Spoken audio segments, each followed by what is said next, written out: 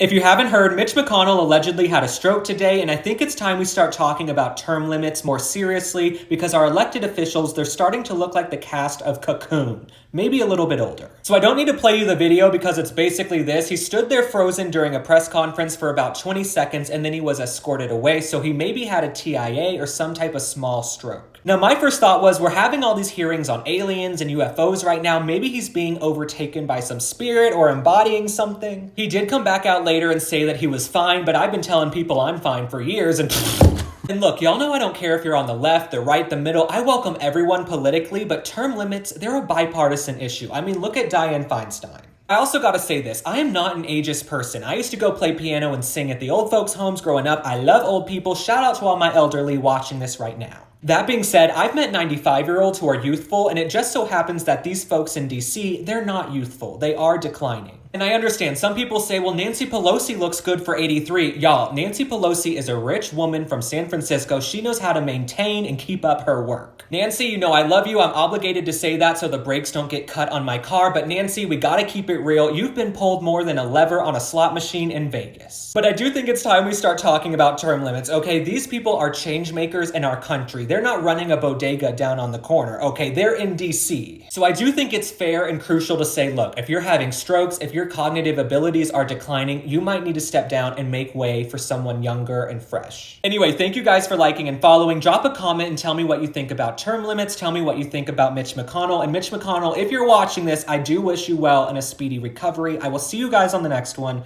Bye.